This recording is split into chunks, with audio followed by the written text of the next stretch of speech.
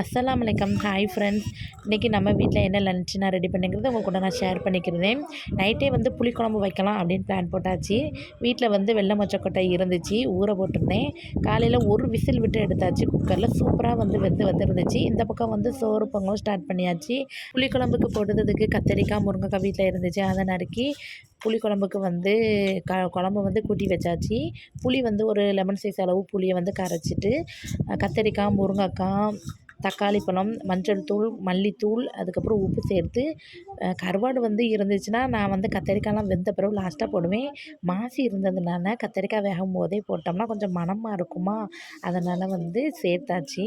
நீங்கள் வந்து கருவாடுமே போட்டு வைக்கலாம். புளிக்குழம்பு நல்லா வாசமாகவும் இருக்கும், சாப்பிட்றதுக்கும் டேஸ்ட்டாக இருக்கும். காய்கறியுமே நல்லா வெந்து வந்துருந்துச்சு. லாஸ்ட்டாக வந்து புளிக்குழம்புக்கு தேவையான தேங்காயும் அரைச்சி ஊற்றிட்டு கொத்தமல்லி எடுத்து தூவி இறக்கி வச்சுட்டேன். இதுக்கு வந்து லாஸ்ட்டு ஒரு தாளிப்புமே ஊற்றியாச்சு.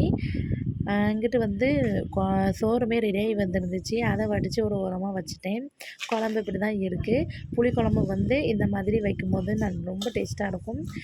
மாசி போட்டு வைக்கிறதுனால மணமாகவும் இருக்கும். நீங்களும் ஒரு தடவை வந்து வேணால் ட்ரை பண்ணி பாருங்கள். புளிக்குழம்புக்கு சைட் டிஷ் என்ன பண்ணலான்னு பார்க்கும்போது வெண்டைக்காய் இருந்துச்சு, அதை வந்து பொரியல் பண்ணிட்டேன். எங்களுக்கு பிரேக்ஃபாஸ்ட் என்ன செய்யலான்னு பார்க்கும்போது தான் வீட்டில் ரவை பாக்கெட் இருந்துச்சு. இன்றைக்கி வந்து வறுக்காமலே ரவையை வந்து உப்புமா செஞ்சுட்டேன்.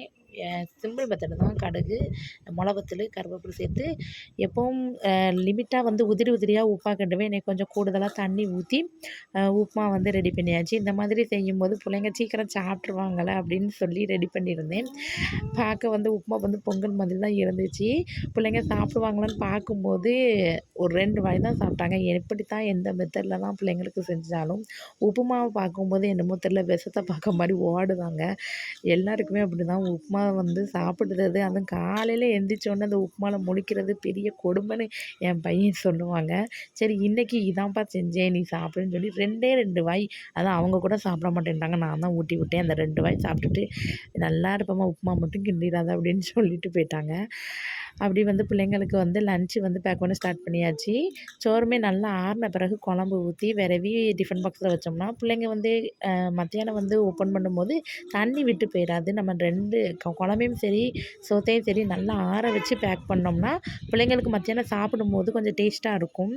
அதையும் ரெடி பண்ணிவிட்டு அதுக்கப்புறம் வெண்டைக்காய் பொரியலும் சூப்பராக ரெடியாகி வந்துடுச்சு. லன்ச்சுமே பேக் பண்ணிவிட்டு ஸ்நாக்ஸுக்கு பிஸ்கெட் வச்சு கொடுத்து டாட்டா காமிச்சு ஸ்கூலுக்கு அனுப்பியாச்சு ஃப்ரெண்ட்ஸ்.